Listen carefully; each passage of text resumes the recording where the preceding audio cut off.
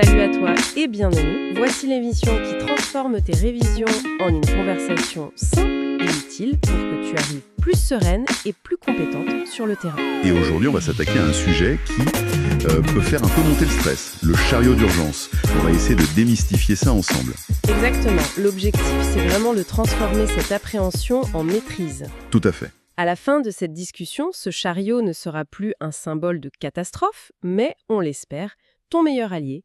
On va voir ce qu'il contient, pourquoi et comment l'utiliser avec calme en se basant sur les fiches de la plateforme Capidé. C'est un outil qui, une fois qu'on le comprend, apporte une confiance incroyable.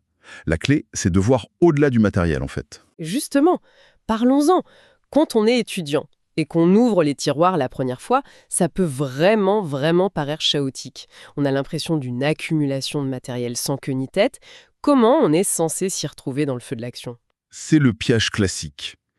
On croit que c'est un simple rangement, mais c'est bien plus que ça. C'est une méthode. Ah bon ? Oui, le chariot n'est pas un meuble, c'est un algorithme pour ton cerveau. Il est organisé selon une logique universelle. A, B, C, D. A, B, C, D ? Attends, comme l'évaluation clinique d'un patient en détresse ? Exactement. C'est fait pour ça. Le matériel suit l'évaluation, c'est logique. Le premier tiroir, souvent, c'est A pour airway, les voies aériennes, et B pour breathing, la respiration. D'accord. Donc tout ce qui est intubation, masque à oxygène, le bas-vu... C'est ça, le ballon autogonflable pour la ventilation manuelle. Ensuite, tu as le tiroir C pour circulation. Donc, de quoi poser une voie veineuse, perfusée ? Voilà. Et enfin, D pour drugs, les médicaments. En pleine crise, tu penses ventilation, c'est B, tu sais instinctivement quel tiroir ouvrir.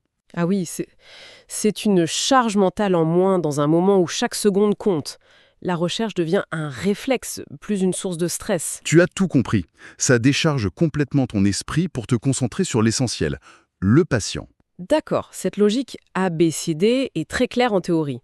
Mais sur le terrain, concrètement, dans la situation la plus stressante, disons un arrêt cardiaque, comment ça se passe ? Alors, dans le chaos d'un arrêt, le chariot, c'est le point de ralliement.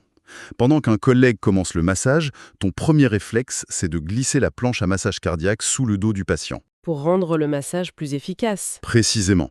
Et en même temps, on allume le défibrillateur et on colle les patchs. Et pendant que l'analyse du rythme se fait, j'imagine qu'on prépare les médicaments. C'est là que la pression monte d'un cran. Oui. Et là, on se concentre sur deux molécules clés.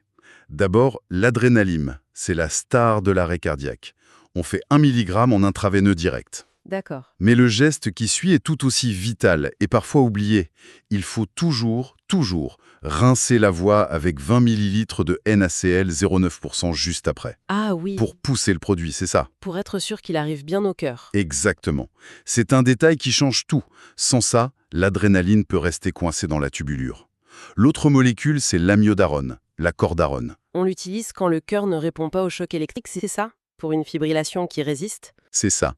Et là, il y a un point de vigilance absolu, un truc à ne jamais oublier. Lequel ? Elle se dilue exclusivement dans du G5%. Jamais, au grand jamais, de NaCl 0,9%. C'est une erreur fréquente, mais c'est un piège de chimie classique. Et qu'est-ce qui se passe si on se trompe ? Dans le sérum salé, la molécule précipite. Elle forme des microcristaux. Ce n'est pas juste moins efficace, ça peut causer une embolie. C'est activement dangereux. Cette règle du G5%, ce n'est pas une préférence, c'est une barrière de sécurité non négociable. D'accord, c'est très clair. Pour résumer, les 3 points à retenir sont: On t'écoute. premièrement, la logique ABCD. C'est ton guide mental. Airway, breathing, circulation, drugs. Ancre ça dans ton esprit et tu n'auras plus jamais à chercher. Ok, ça c'est la base. Deuxièmement ? Deuxièmement, les 2 règles d'or du chariot. Retiens surtout l'exclusivité. On ne se sert jamais dedans pour un soin courant. C'est sacré. Et la traçabilité. Un scellé intact garantit que le chariot est complet et prêt. Si tu le brises, tu dois le faire vérifier et resceller. Et le troisième et dernier point ? 2 réflexes vitaux à intégrer.